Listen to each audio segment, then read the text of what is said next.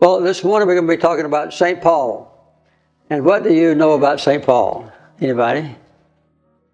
What's the one thing you know about him? Well, okay. He was a Hellenic Jew. He was a Hellenic Jew. That's right. He was a Jew, but he was also a Roman citizen, right? Okay. What else do we know about him? He was an apostle. He was what? An apostle.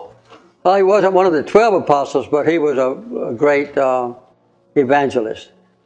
Yes, ma'am? He wrote most of it, a lot of the New Testament. He wrote 10 books in the New Testament, yeah. And when did he write those books? His letters became books.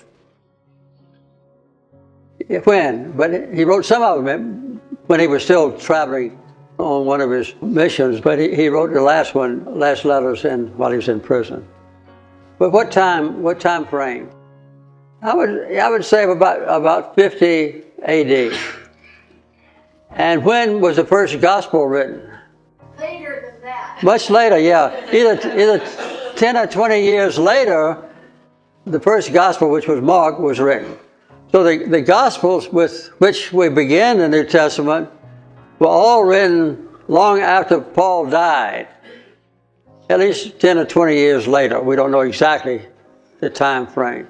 So Paul was a very great evangelist. And Paul, more than anybody else, was a theologian who explained to the various churches and therefore to us through his letters exactly what Christianity was and what Jesus meant by his words and his actions.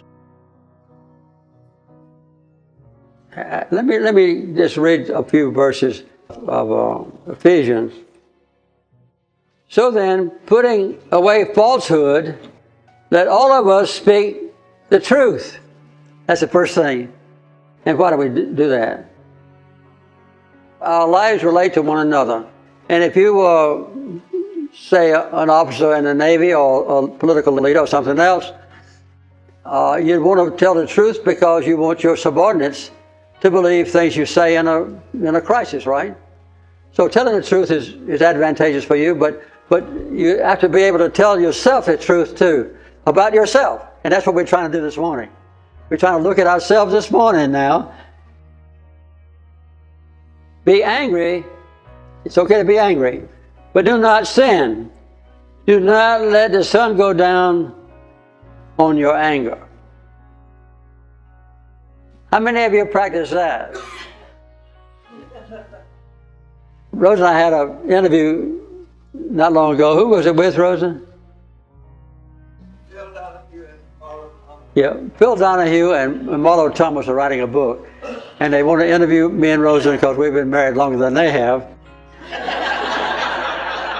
And one of the things we told them was we try not to ever to go to sleep still mad with each other. We get mad with each other a lot. But we pretty well stick to that. We never go to sleep without being reconciled.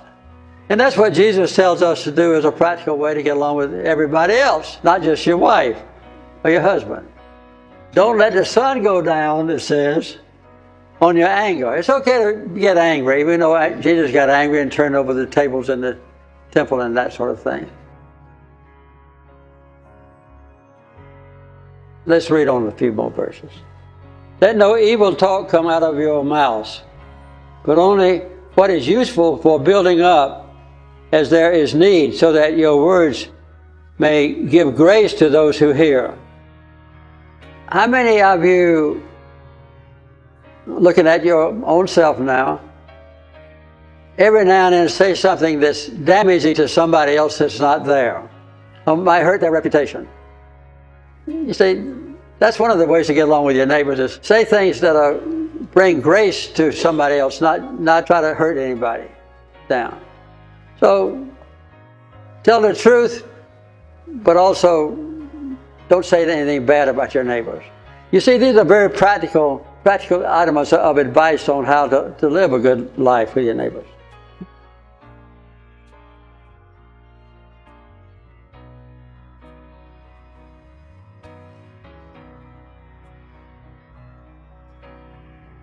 This is my favorite verse in the whole Bible.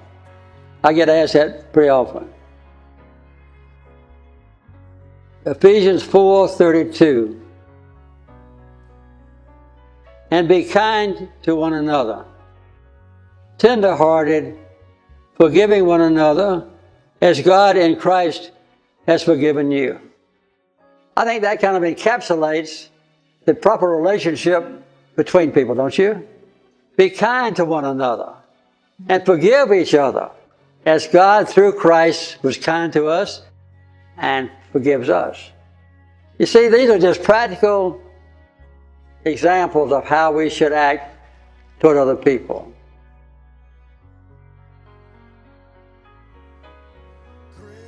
Through every turning of